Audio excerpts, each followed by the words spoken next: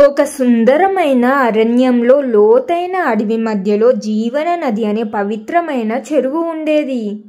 శరత్కాలపు వెన్నెల ఆ చెరువు నీటిపై పడి వజ్రాల కాంతులను వెదజల్లేది. ఆ జీవనదిలోని చేపలు, కప్పలు, తాంబేళ్లు తరతరాలుగా శత్రుభయం లేకుండా జీవిస్తున్నాయి. వాటిలో మిహిర అనే ఒక యువ బంగారు చేప ఉండేది. మిహిర చిన్నదైన దాని చూపులో పదును, మనసులో అపారమైన ధైర్యం ఉండేది.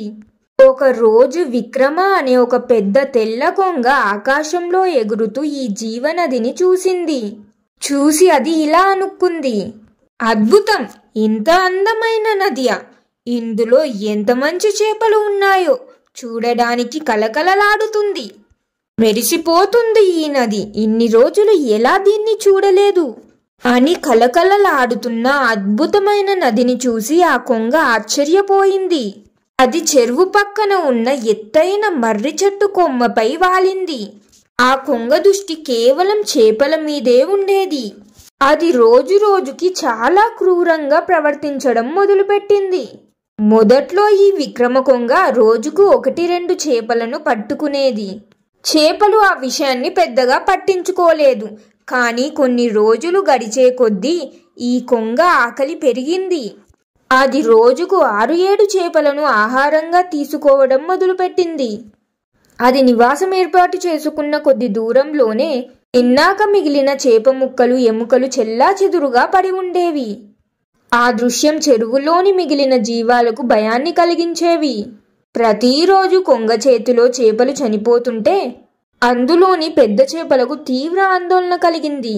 అందులో ఉండే ఒక రాజసి అనే ఒక పెద్ద చేప, అతడు చాలా అనుభవజ్ఞుడు, అత్యవసర సమావేశాన్ని ఏర్పాటు చేశాడు. ఆ రాజసి అనే చేప ఇలా చెప్పాడు, మిత్రుల్లారా, మనమంతా కంటికి రెప్పలా కాపాడుకున్న ఈ నివాసం ఇప్పుడు ప్రమాదంలో ఉంది. ఈ విక్రమ కొంగ ఒక అంతులేని ఆకలి కలది. ఇలాగైతే 10 రోజుల్లో మన జాతి అంతరించిపోతుంది. మనం ఏం చేయాలి ఇప్పుడు? మీరే ఏదైనా సలహా ఇవ్వండి అని అందరినీ ప్రశ్నించాడు. అందులో ఒక చేప ఇలా చెప్పింది, రాజా, మనం ఈ చెరువును వదిలి పక్కన ఉన్న చిన్న నదికి వెళ్ళిపోదాం అని సలహా ఇచ్చింది. మరొక చేప ఇలా చెప్పింది, లేదు, మనం దానితో పోరాడదాం. అన్ని చేపలు ఒకేసారి పైకి ఎగిరి దాని రెక్కలను కొట్టేద్దాం అని అంది మరో చేప. ఆ సమయంలోనే ముందు మనం మాట్లాడుకున్నాము కదా, మిహిర అనే చేప. ఆ చేప నెమ్మదిగా ముందుకు వచ్చి ఇలా చెప్పింది, చూడండి రాజుగారు, పారిపోవడం లేదా ముందుకు వెళ్ళి దానితో పోరాడటం ఈ రెండు మనకు మేలు చేయవు. లేదా భయపడి ఇక్కడి నుండి వేరే నదికి వెళ్ళిపోతే అక్కడ మనకు సరిపడా నీరే లేదు. అక్కడ ఎలా బ్రతకగలం? ఇక పోరాటంలో దాని బలంతో మనం సరితూగలేము. మనకు కావాల్సింది శక్తి కాదు, యుక్తి. అలా చిన్న చేప చెప్పడంతో అందరూ ఆసక్తిగా చూస్తున్నారు.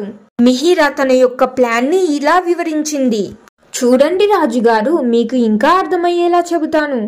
మనము కొంగని శక్తివంతంగా ఓడించలేము, కానీ దాని ఆశను, నమ్మకాన్ని ఓడించగలం. దాని భయాన్ని దానిపైనే ఉపయోగించగలం. కానీ ఈ నాటకం విజయవంతం కావాలంటే మనమంతా ఐక్యంగా, నటనలో పరిపూర్ణంగా ఉండాలి. ఇది కేవలం మాటలతో ఆగేది కాదు, మన ప్రాణాలను పణంగా పెట్టాల్సి ఉంటుంది. మిహిర ప్రణాళిక చాలా ధైర్యంగా మరియు కొంచెం భయానకంగా అనిపించినా వేరే దారి లేక అందరూ అంగీకరించారు. మరుసటి రోజు ఉదయం ఆకాశం కొద్దిగా మేఘావృతమై ఉంది. విక్రమ కొంగ ఎప్పటిలాగే ఆకలితో చెరువు వైపు వచ్చింది. కానీ దానికి అక్కడ కనిపించిన దృశ్యం చూసి ఆ కొంగ షాక్ అయ్యింది. అక్కడ ఏం కనిపించింది అంటే, చెరువు నీరు పైన దాదాపు అన్ని చేపలు కదలిక లేకుండా మరణించినట్లు తేలియాడుతున్నాయి. రాజర్షి మిహిర చెప్పినట్లుగా తన శరీరాన్ని తాంబేలు పెంకుకు రాసుకుని తన శరీరానికి చిన్న గాయాన్ని చేసుకుంది. దాని నుంచి కొద్దిగా రక్తం నీటిలో కలిసి ఆ ప్రాంతం ఎర్రగా మారేలా చేసింది. ఆ ప్రాంతం నుండి నీటిపైకి కొద్దిగా బుడగలు వస్తూ ఒక వింత వాసన వెదజల్లుతున్నట్లు చేపలన్నీ కలిసి నటించాయి. విక్రమకొంగ కంగారు పడింది. ఏమిటిది? నిన్నటి వరకు బాగానే ఉన్నాయి కదా, ఇదెలా జరిగింది? తనలో తాను గట్టిగా అనుకుంది. అన్ని చేపలు ఒకేసారి చనిపోవడమేంటి? దీనికి కారణం ఏమై ఉంటుంది అని ఆందోళన చెందింది. దానికి అక్కడ చనిపోయిన చేపలు కనిపించినా సరే అది తినడానికి భయపడింది. విక్రమకొంగ ఆలోచిస్తుండగా మిహిర చేప మెల్లగా నీరసంగా పడుతూ లేస్తూ కొంగ వైపు ఈదుకుంటూ వచ్చింది. అది దాదాపు చనిపోతున్నట్లు నటించింది. కొంగ ఆనందపడి, అదృష్టం అంటే ఇదే, ఇది బ్రతికే ఉంది కదా, దీనిని ఈరోజు తినేద్దాం అని దాన్ని పట్టుకోవడానికి తన ముక్కును ముందుకు తెచ్చింది.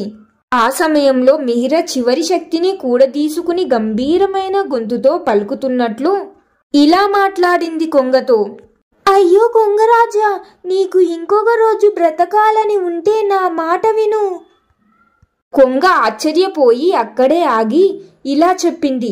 నువ్వు ఎవరో కాని నాతో ఏమి మాట్లాడాలనుకుంటున్నావో త్వరగా చెప్పు అని చెప్పింది కొంగ. మిహిర ఎంతో బలహీనంగా కానీ కొంగ నమ్మేటట్లుగా ఇలా చెప్పింది. కొంగరాజా, నిన్న అర్ధరాత్రి భైరవి అనే ఒక అత్యంత విషపూరితమైన నాగుపాము ఇక్కడకు వచ్చింది. అది చాలా ఆకలితో ఉంది. రాజసి చేప దానిపై దాడి చేసి పట్టుకోవడానికి ప్రయత్నించింది.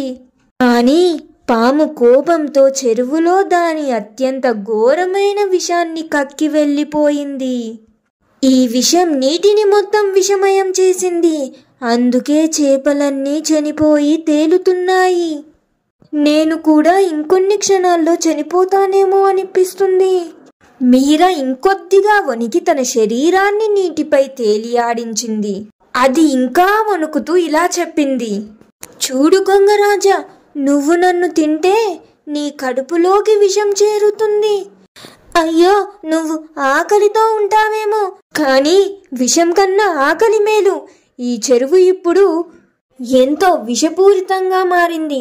నిన్ను నువ్వు రక్షించుకోవాలంటే వెంటనే ఇక్కడి నుంచి పారిపో అని ఆ చిన్న చేప వణుకుతూ చెప్పింది.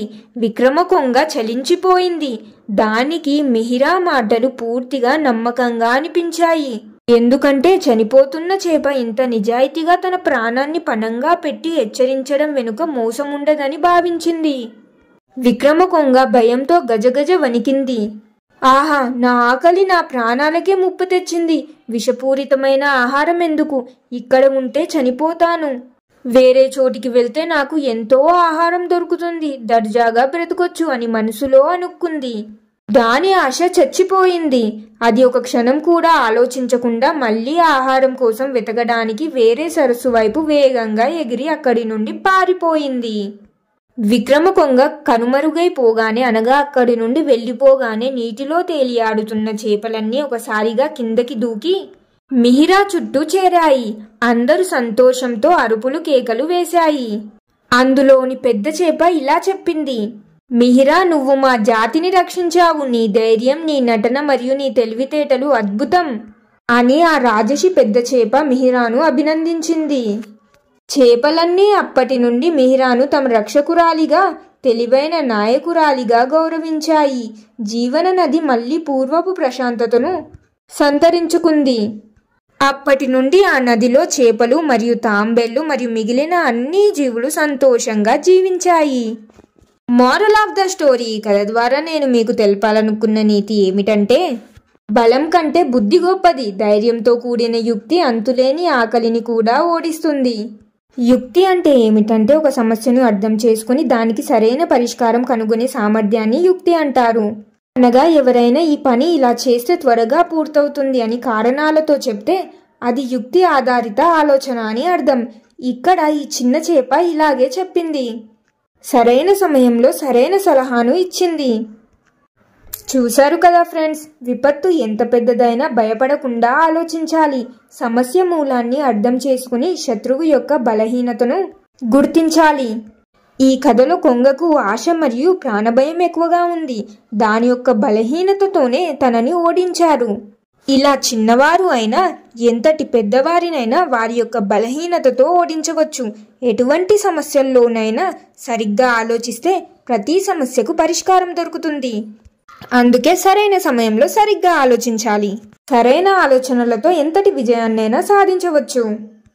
చూశారు కదా ఫ్రెండ్స్, మరి మీకెలా అనిపించింది? ఈ కథ నచ్చిందా? అసలు మీకు ఈ కథ ఎలా అనిపించింది అనేది కామెంట్స్లో తెలియజేయండి. కథ నచ్చితే లైక్ చేయండి, మీ ఫ్యామిలీ అండ్ ఫ్రెండ్స్ తోటి కూడా షేర్ చేయండి. ఇంకెన్నో మంచి కథల కోసం ఇప్పుడే మన ఛానల్ని సబ్స్క్రైబ్ చేయండి. ఇంకొక మంచి కథతో మళ్ళీ కలుద్దాం. ధన్యవాదాలు.